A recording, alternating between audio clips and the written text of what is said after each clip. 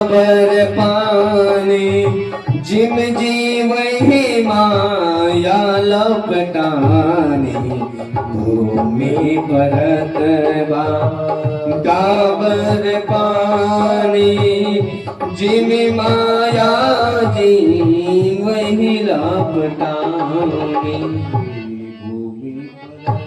जैसे निर्मल जल की धारा धरती का स्पर्श करते ही मलिन हो जाती है, ऐसे ही जीव जन्म लेते ही माया में मलिन हो जाता है। अहम मयि सद्गृह्य करो तो कुर्वति मर्मति। इसलिए सुखदेव जी मां के गर्भ से बाहर ही नहीं निकले जब तक प्रभु ने आशीर्वाद आकर के नहीं दिया, प्रभु ने आकर के वचन नहीं दिया। सुखदेव जी कहते हैं माया को सब कोई भजे पर माधव भजे न कोई, जो कदापि माधव भजे तो माया चेरी हो। माया को सबको भजे। इसमें कोई ऐसा है जो चाहता हमारे पास पैसा ना हो? कितने लोग चाहते हमारे पास पैसा ना हो?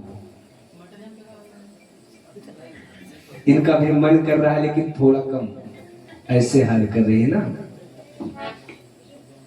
माया को सब कोई भजे। धरती पे आने के बाद में ना सबको माया रूपी जो ग्रास काल का खड़ा है ना, वो सबको घेर करके रखता है। गर्भ में जीव अनेक प्रकार की कामना करता है, हे प्रभु मुझे इस नरक से निकालो, मैं वहां जाकर के अपने मुक्ति का कुछ न कुछ जतन करूंगा। अपने मुक्ति की कामना के लिए मैं उपाय करूंगा कि मैं पुनः दोबारा जन्म ना लेना पड़े। लेकिन जीव क्या करता करके, और उसका क्या फल मिलता? पुनरपि जन्मम पुनरपि मरणम पुनरपि जननी जठरे शयनम। अच्छा देखिए, दो अवस्थाएं ऐसी हैं, वहां जिस प्रकार जीव की प्रवृत्ति होती है, अगर उसी प्रकार की प्रवृत्ति हमेशा हो जाए तो जीव का उद्धार हो जाए। पहले गर्भ में जब जीव आता है, अच्छा देखिए हम लोगों को माया कैसे घेर करके रखते हैं। गर्भ में जीव रहेगा और उसको जब वेदना होती है तो एक जगह नहीं रहता है, वह पेट में घूमता है तो भागने का चेष्टा करता है। लेकिन हम लोग क्या करते हैं, लल्ला मेरा टहल रहा है, ठीक ठाक है, लेकिन नहीं, उसको वेदना होती है, उसको कष्ट होता है, वह नरक में गिरा हुआ है। मां के गर्भ जैसा कोई ऐसा स्थान नहीं है कि जहां इस प्रकार की वेदना को सहने को मिलता हो। इसीलिए शास्त्रों में नियम बताया गया कि गर्भ में यदि संतान आ जाए तो मीठे भोजन करना चाहिए, कड़वे भोजन नहीं करना चाहिए। क्यों? क्योंकि कड़वा भोजन करने से जीव को वेदना पहुंचती है, दुख होता है, कष्ट होता है। फिर जीव वहां क्या करता है, भगवान से हाथ जोड़ करके स्तुति करता है, विनती करता है कि हे प्रभु मुझे इस नरक से जल्दी निकालो, जल्दी निकालो। लेकिन भगवान सुखदेव ये नहीं कहते हैं मुझे इस नरक से, बाप प्रभु मुझे बाहर मत निकालो, बाहर मत निकालो।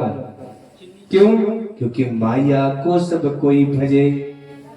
माया को सब भजते हैं, माधो भजे न कोई। प्रभु बाहर निकलने के बाद में कहीं मैं भी ऐसा ना हो जाऊं, यहां तो आपकी स्तुति कर रहा हूं, आपके गुणगान को गा रहा हूं, बाहर निकलने के बाद यदि माया ने स्पर्श कर लिया तो मैं आपको कहां पाऊंगा।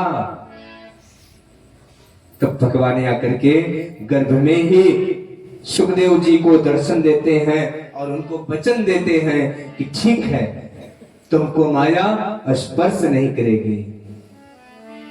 जो माधव का दास बन गया ना, उस माया उसके दासी हो जाती है। कहते हैं सुखदेव जी विशुद्ध महात्मा हैं, विरह से का तर्क सुद्वैपायन, व्यास जी महाराज के पुत्र हैं। और जब सुखदेव जी का जन्म हुआ तो वह बाहर भागने लगे, वन के तरफ भागने लगे।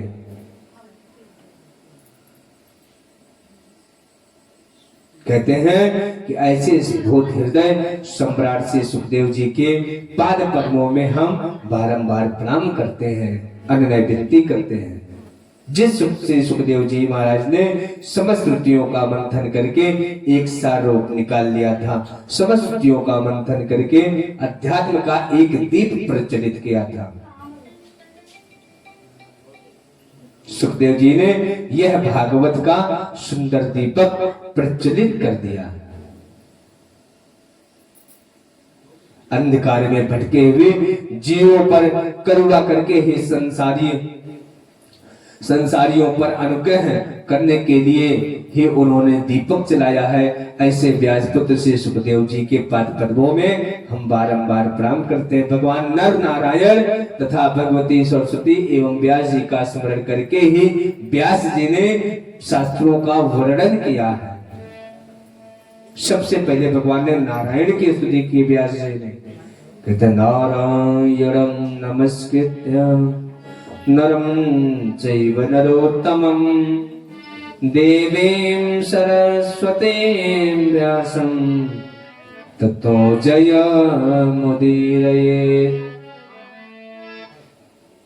उन सबका स्मरण करने के बाद से सूत जी कहते हैं, मुनेय साधु पिष्टोहम भवद्भिर्लोक मंगलम। हे ऋषियों, तुमने जो प्रश्न किया है वह अपने लिए नहीं किया है, अपितु वह संसार के मंगल के लिए आपने प्रश्न किया है। ऋषियों, तुमने ये बड़े सुंदर प्रश्न किए हैं, अब ध्यान से सुनो। जीव मात्र का परम धर्म क्या है? सा वै पुंसां परो धर्मो यतो भक्तिरधोक्षजे अहेतुक्य प्रतिहतायया आत्मा संप्रसीदते। प्राणी मात्र का परम धर्म एक ही है, भगवान के चरणों में प्रेम करना। परंतु भगवान का प्रेम कैसा हुए? भगवान से प्रेम तो हम सब करते हैं, परंतु कब करते हैं? जब कोई काम पड़ता है तब। हम लोग भगवान से प्रेम कब करते हैं? भगवान को कब याद करते हैं? जब कोई काम हो। तो हम लोग क्या हुए? स्वरथ लागे करहि सब प्रीति सब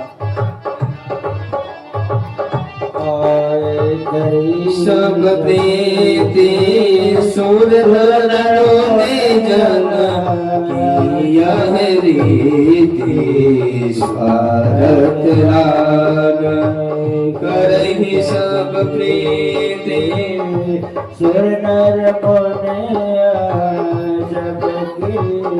इति स्वार्थ लागे करहि सब प्रीति सुर नर मुनि जन किय रीति स्वार्थ करि सब प्रीति सुर नर मुनि जन सब रीति।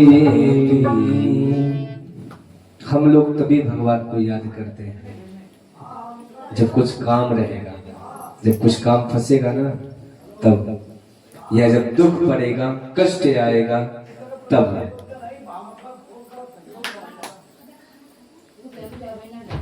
कोई कष्ट पड़ेगा तुरंत हरे राम हो राम, भगवान का तुरंत स्मरण आएगा। मंदिर में पहुंचे, हे भगवान, एक आप लोग छोटा सा पद बताते हैं। एक बुढ़िया माता थी, भगवान की बहुत बड़ी भक्त थे।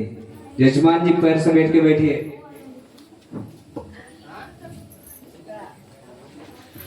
एक बुढ़िया माता थे, भगवान की बहुत बड़ी भक्त थी। मनुष्य की चेष्टा बता रहे हैं। अब वह बुढ़िया माता रोज भगवान के यहाँ जाती थी, रोज भगवान के यहाँ जाते थे। भगवान ने एक दिन पूछा कि बताओ क्या आपको चाहिए। आप इतना भक्ति में तल्लीन होकर के आती हो कि मुझे मजबूरन आना पड़ता है।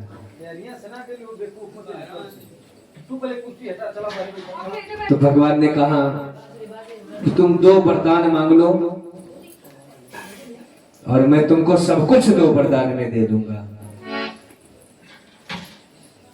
बुढ़िया माता ने कहा कि पहला वरदान तो हमको ये दीजिए कि हम आपका भजन भक्ति ऐसे ही करते रहे। भगवान ने कहा बड़ी अच्छी भगत है। हम तो सोचे कुछ धन दौलत, सोना चांदी हीरे जवाहरात मांगेगी, लेकिन जो इसने भक्ति मांगा, बोले तथास्तु। बोले दूसरा, भगवान से बोली कि हे प्रभु हमरे बेटुआ के कोनो बेटवा ना। भगवान एक थे बेटवा दे। भगवान ने कहा ठीक है। जब एक बार किसी को कुछ मिलने लगता ना तो बार बार उसी के बारे में सोचता है, और बार बार सोचता है मिलता रहे मिलता रहे मिलता रहे। फिर कुछ समय बीता, भगवान ने उसको लल्ला दिया, खूब सोहर हुआ, खूब मिठाई बटी धूमधाम के साथ। लल्ला थोड़ा बड़ा हुआ, पहिया पहिया चलने लगा। तो बच्चे चंचल होते हैं। फिर भगवान के पास गई, बोले हे प्रभु बेटुआ हमार नतिया पढ़त ओढ़त ना है, नतिया तक की सद्बुद्धि अद्बुद्धि दा। भगवान ने कहा चलो ठीक। फिर भगवान बोले ठीक है। फिर लड़का पढ़ने उढ़ने लगा, बढ़िया ज्ञानवान हो गया। फिर कुछ समय बीता, फिर भगवान के पास बुढ़िया गई, हे प्रभु आपके आशीर्वाद से तो सब कुछ घर में भरा है। नतिया हमारा खूब पढ़े लिखे में आगे है, नतिया नौकरी नहीं लगत बा, नौकरी लगा है। फिर भगवान ने नौकरी भी दे दिया। फिर आई, फिर मंदिर तभी जाते थे जब भगवान से कुछ मांगना रहता था। फिर कुछ दिन बाद प्रभु भगवान की आपके कृपा से सब कुछ घर में भरा पड़ा है, नतिया का विवाह हो जाए तो मैं आंखी से देख ले। भगवान अपने पास बुलाए। फिर भगवान ने उसका भी विवाह करवा दिया। फिर कुछ दिन बाद विवाह हुआ, समय बीता, फिर आई भगवान के पास, हे प्रभु सब कुछ होते थे, नतीजा लड़का हो जाता, किया से देख ले। तो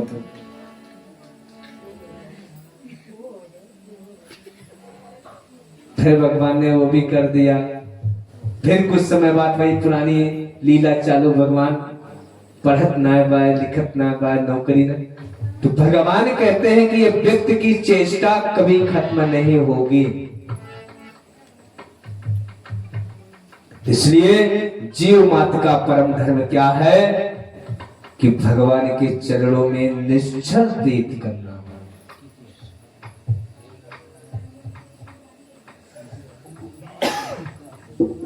भगवान का प्रेम कैसा हुए, भगवान के प्रति प्रेम कैसा हुए। भगवान से प्रेम तो सब करते हैं, परंतु कब करते हैं, जब कोई काम पड़ता है। अहेतु की अपरहिता, ये भक्त के 2 विशेषण हैं।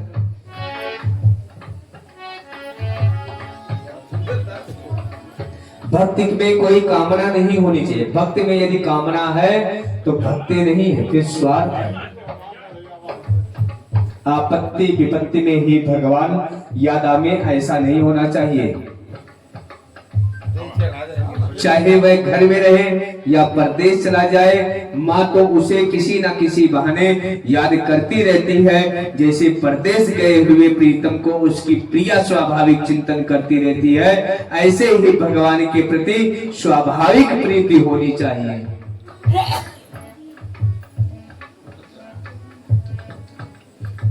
कहते सूर्योदय होने पर कमल क्यों खिलता है, रात में क्यों नहीं खिल जाता?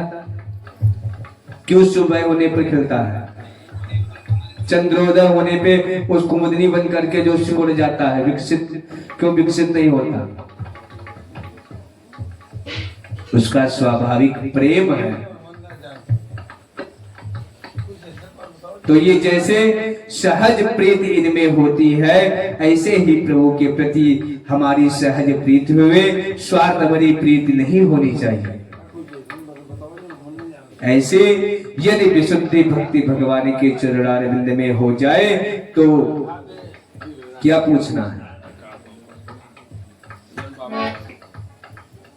भक्ति के ही बेटे हैं तो ज्ञान और वैराग्य। जब भगवान में भक्ति सुदृढ़ हो जाए तो भक्तों का रूप ज्ञान अपने आप हो जाता है और भक्ति से वैराग्य भी सुदृढ़ हो जाएगा। अलग अलग क्रियाएं नहीं होंगे, अपने आप ही ज्ञान हो जाएगा। मीरा जी का चित्त गिरधर में गोपाल में ऐसे चिपक गया, मीरा जी को फिर छोड़ने की जरूरत ही नहीं पड़ी। घर अपने आप ही छूट गया, घर में रह रही तो कृष्ण दीवानी होकर के नाच रही, और घर में कोई घर से कोई निकाल दे तो कोई फर्क नहीं पड़ता। उनके लिए तो घर के बंधन ही विघ्न बनने लगे। वह घर में रहे तो वैराग्य और बाहर चली जाए तो क्या फर्क पड़ने वाला है। कहते कृष्ण गृहीत मानसा। आप अगर भगवान के रूप का ऐसा ज्ञान हुआ है, जगत में से ऐसा वैराग हुआ है कि कुछ करना ही नहीं पड़ रहा है, आप ही अपने आप ही मीरा के मुख से निकलता है, मेरे तो गिरधर गोपाल दूसरो न कोई। संसार में जो आसक्ति है वह अपने आप छूट जाएगी कब? जब भगवत प्रेम जाग जाएगा, तब जाकर के ये छूटेगी।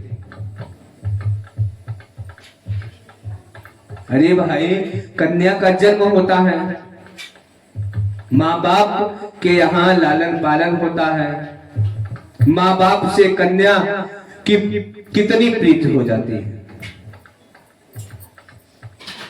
माँ बाप के प्रति कितनी प्रीति रहती है बेटे की, और कितना प्रेम उस पुत्र का होता है। कोई पूछे बेटे तुम्हारा घर कौन सा है, तो बिटिया क्या कहेगी? तुरंत दिखाएगी, ये हमारा घर है, ये हमारी गाड़ी है, ये हमारे माता जी है, ये हमारे पिताजी हैं, ये भैया है। कितनी प्रीति है, सब कुछ बता देंगे। लेकिन जब 20 वर्ष की हुई, घर परिवार वही था, जहां विवाह हुआ तब सब कुछ बदल जाता है, विपरीत हो जाता है। बेटी का जब तक विवाह नहीं होता है तब तक वह कहेगी मेरे माता पिता, ये मेरे भाई, ये बहन है, ये मेरी गाड़ी, मेरा घर, मेरा है। लेकिन जैसे ही बेटी का विवाह हो गया तैसे क्या होता है, सब कुछ बदल जाता है। एकदम तो नहीं बदलेगा, थोड़ा समय लगेगा बदलने में। धीरे धीरे जब वही कन्या ससुराल में अच्छी तरह घुल मिल जाती है तो अब वह घर पराया नजर आने लगता है जहां उसका जन्म हुआ है। तब वही बेटी कहती है कि बच्चों का स्कूल छूट जाएगा। हमारी सासू माता कुछ कर नहीं पाती, वही बेटी जिस दिन एक दिन कह रही थी हमारे माता पिता हमारे भाई हैं, ये हमारी गाड़ी है, ये मेरा घर है, वही बेटी एक दिन कहती है कि मेरे माता पिता कैसे अकेले बनाएंगे खाएंगे, बेटों का स्कूल छूट जाएगा।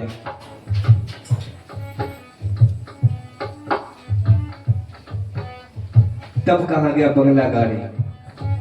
भगवान कहते हैं ऐसे ही पलट जाता है, बदल जाता है। कल तक वही सब कुछ था, आज यही सब कुछ हो गया। कल तक वह सब कुछ था और शादी के बाद यह सब कुछ हो गया। 2-4 दिन रह जाएगी, फिर कहोगे देखो घर में कोई नहीं है, घर सूना सूना लगता है। ये संसार जब तक है ना, हम इसको अपना समझते हैं, ये मेरा है। परंतु कोई अगर अच्छा गुरु, अच्छा मार्गदर्शक मिल जाए ना, उसकी कृपा दृष्टि हो जाए तो महाराज सब कुछ छोड़ देना पड़ेगा। फिर आपको यह संसार ही अपना नजर नहीं आएगा। अपने वास्तविक घर को हम समझ लेंगे, हमारा वास्तविक घर कहाँ है, हमारा वास्तविक कर्म क्या है। उस परमात्मा को पति रूप में हमारी पहचान बन जाएगी, जीवात्मा से उसका पहचान हो जाएगा कि हम लोगों का संबंध क्या है, कैसे है।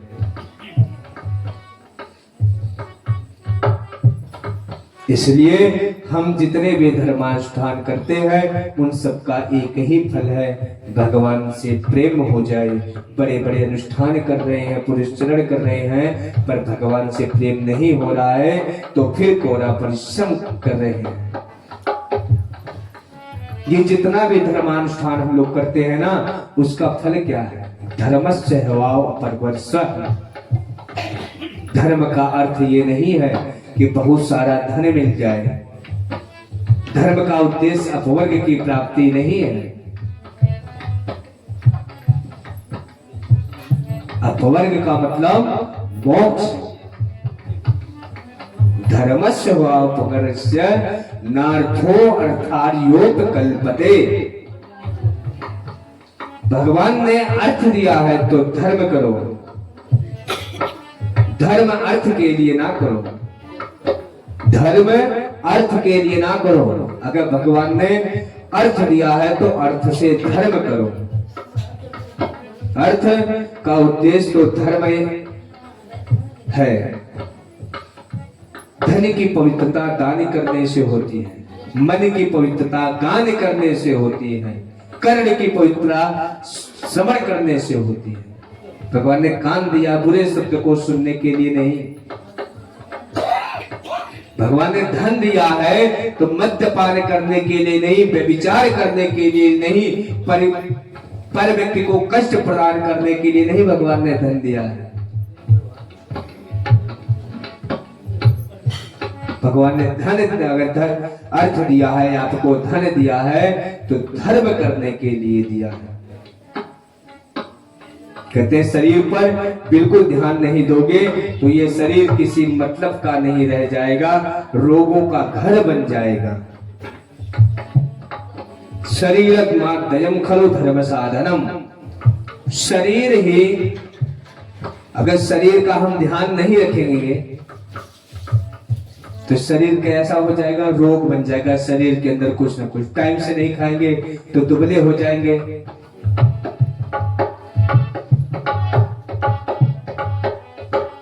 तो इसलिए व्यक्ति को क्या चाहिए? धन से धर्म करना चाहिए। धन से यदि हम धर्म करेंगे तो हमारे जीवन में अनेक प्रकार के कष्ट जो आते रहते हैं उस कष्ट से हम सबको निवृत्ति मिल जाएगी, छुट्टी मिल जाएगी। इसलिए कहते कामस्य नंद्रियः प्रीति, कामस्य निंद्रियः प्रीति। ये जो काम रूपी ये जो शरीर है ना, ये 10 लोगों के बस में है। इस शरीर को चलाने के लिए 10 घोड़े हैं हमारे पास।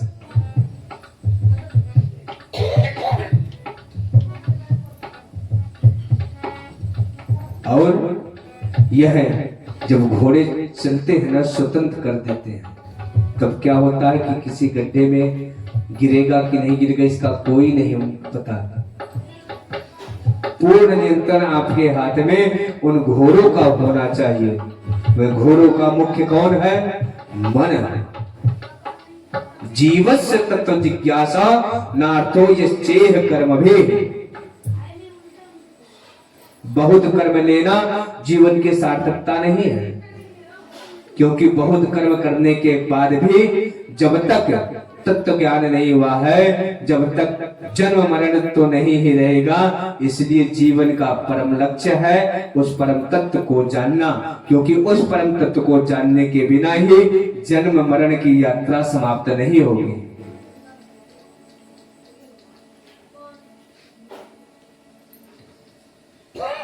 बदन्ति तत्त्वतत्त्वविदस्तम् यज्ञानमत्ययम् ब्रह्मेति परमात्मेति भगवानिति शब्दते। तत्व एक ही है, लेकिन एकम सत विप्रा बहुधा वदन्ति। एक तत्व को तत्ववेता विविध नामों से पुकारते हैं। ज्ञानियों से कहो तो वह उसी तत्व को ब्रह्म कहेंगे, योगियों से कहो तो उसी तत्व को परमात्मा कहेंगे, भक्तों से कहो तो भक्त उसी तत्व को भगवान कहेंगे। तत्व एक है, वही सगुण निराकार है, वही सगुण साकार है। उदाहरण से समझे तो बिजली एक है, बिजली एक ही है। पहले जब व्यापक थी तब हमारे अनुभव में नहीं था, पर बिजली का अस्तित्व तो था।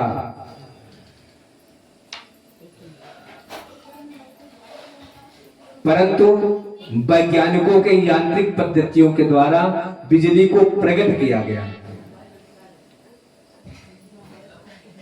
और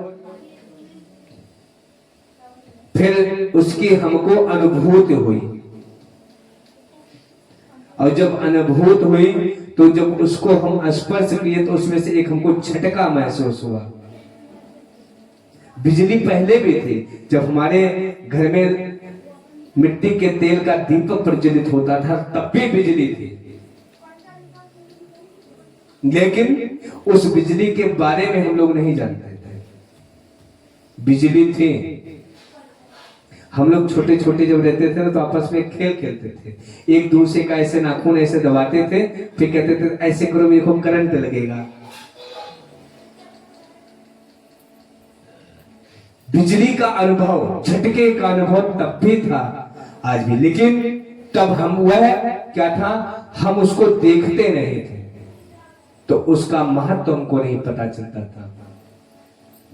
अरे भाई मास्क आज से है, अच्छे अच्छे हॉस्पिटलों में बिना मास्क के एंट्री नहीं होती है, लेकिन हमको कब पता चला? जब कोरोना आया तब। जब कोरोना आया तब जाकर के हमको चला मास्क की वैल्यू क्या है। अरे कुछ लोग कहते थे पहले बैलन बर्धन के जाबा लगता था, मनइयों के जाबा लगे।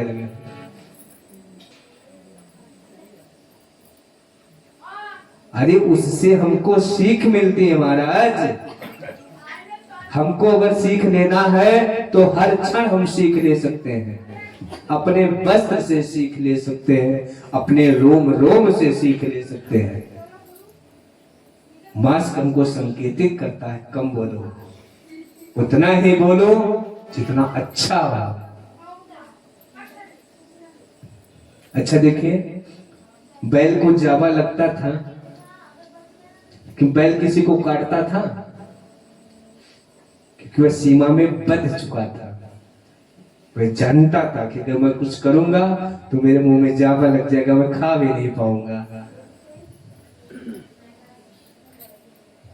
इसलिए परमपिता परमेश्वर हमेशा हमको संकेत देता है कि बिजली पहले भी थी, आज बिजली वैज्ञानिकों के द्वारा हमको हमारे सामने उसको रखा गया, और वैज्ञानिकों के यंत्र से उसकी उत्पत्ति हुई और उसका हमने अनुभूत किया स्पर्श करके कि उसमें हमें करंट लगा और उसी बिजली के प्रभाव से रात्रि में भी दिन के प्रकाश की तरह हमको प्रकाश प्राप्त होता है।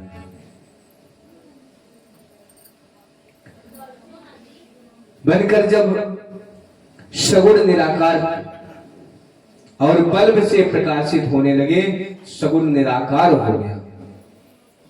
यदि वह बिजली प्रकाश के रूप में प्रकट ना हुए तो बिजली हमारे किस काम की है? तो इसलिए वही अपना दिव्य रूप बनाकर प्रकट जब होता है तो भगवान हमारे बीच में आंखों का विषय बन जाता है। इसलिए कहते हैं कृष्ण गोविंद गोपाल गाते चलो, कृष्ण गोविंद गोपाल गाते चलो, मन के विषयों के विषय को मिटाते चलो, कृष्ण गोविंद गोपाल गाते चलो, मन के विषयों से हरदम हटाते चलो, कृष्ण गोविंद गोपाल विषयों के विषय को हटाते चलो, देखना इंद्रियों के नगोरे बड़े, देखना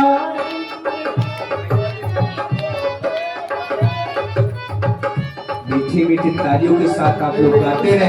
इंद्रियों के नगोरे बड़े, देखना इंद्रियों के नगोरे बड़े, उनमें हरदम ये संयम के घोड़े पड़े,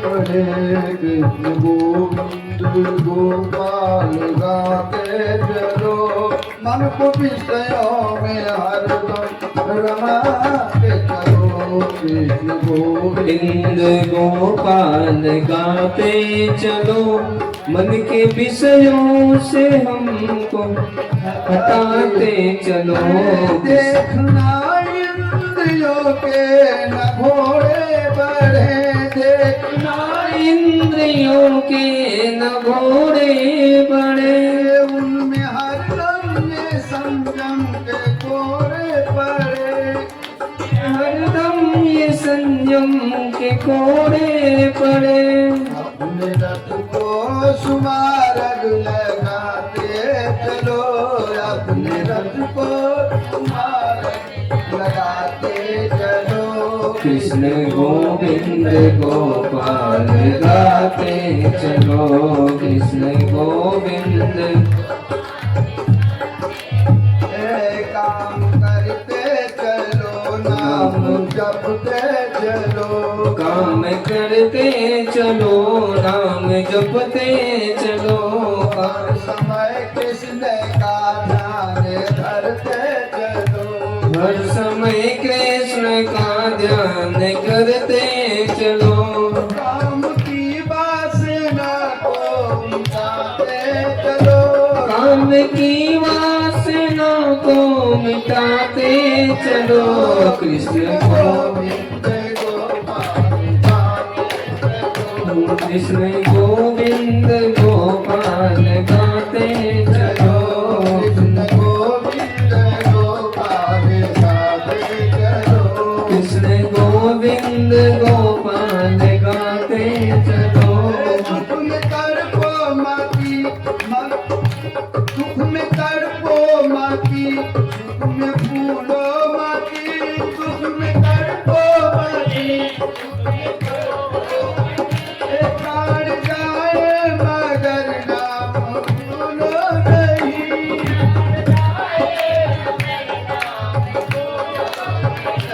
मरने वाले को मन में रिझाते चलो, मरने वाले को मन में रिझाते चलो, कृष्ण गोविंद गोपाल गाते,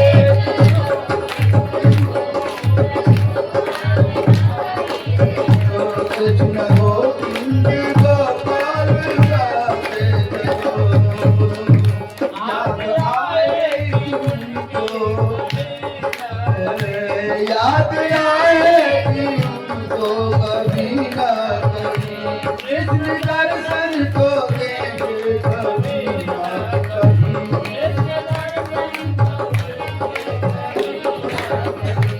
ऐसा विश्वास मन में जमाते चलो, ऐसा विश्वास मन में जमाते चलो, कृष्ण गोविंद गोपाल राधे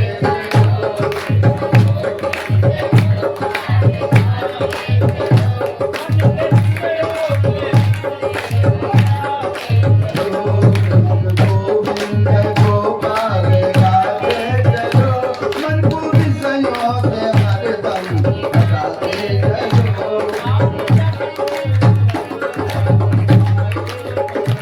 नाम जप से ही लोगों ने पाई गति, नाम जप से ही लोगों ने पाई गति, भक्त ने तो इसी से करी विनती, भक्त ने तो इसी से करी विनती।